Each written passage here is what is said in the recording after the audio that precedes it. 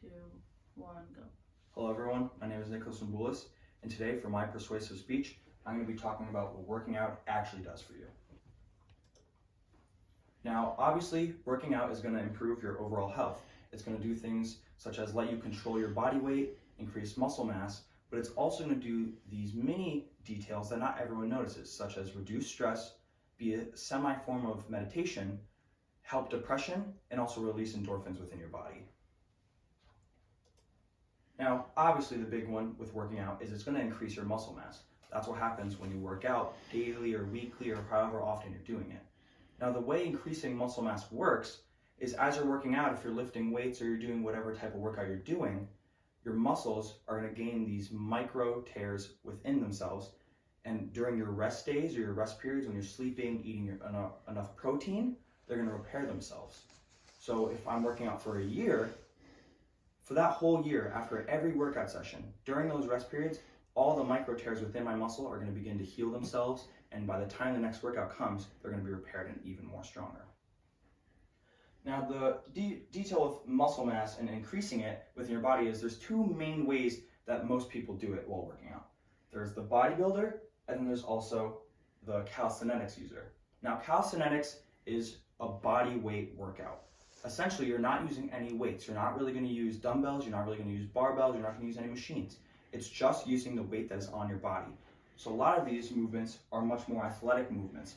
A big famous one that you'll see on YouTube or Instagram all the time is the flagpole, where a calisthenic user, such as himself, will hold themselves completely horizontally while just holding onto a pole with their arms, essentially making themselves look like a flag on a flagpole.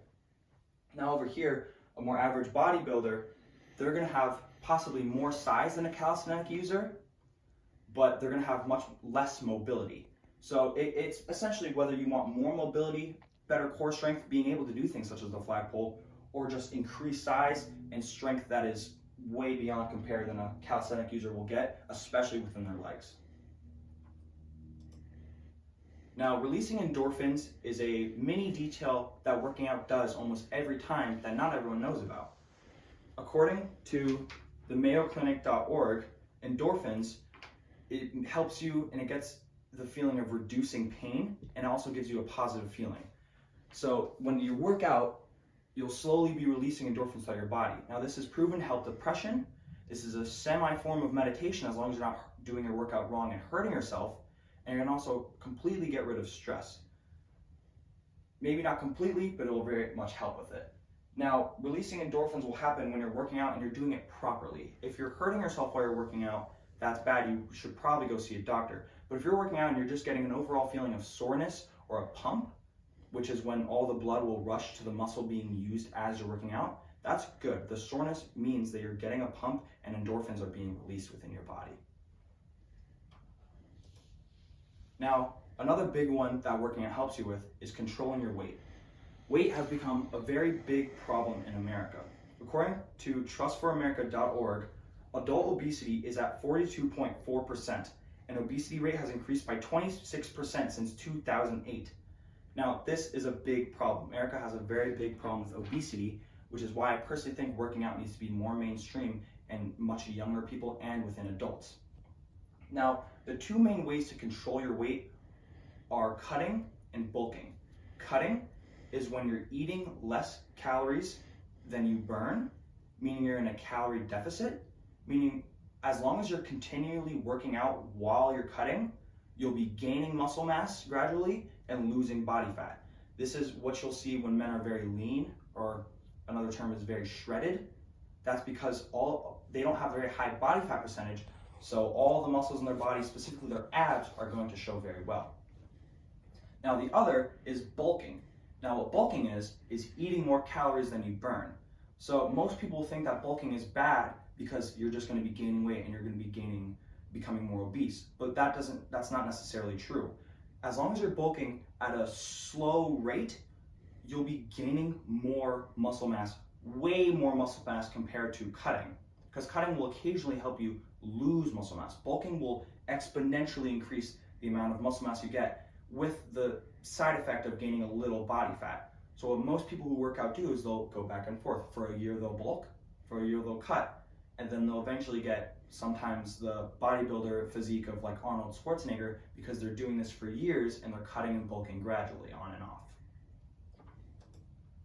Now, what can you do to start working out today or next week? Number one is change your diet. Things like abs that everyone wants and it's all over social media are made in the kitchen. Your abs are going to be made stronger within the gym, but abs don't show based off of muscle alone. Abs only show after you reach a certain body fat percentage and you lower your body fat percentage to a certain point to where there's not enough body fat on your stomach for the ab muscles to not show.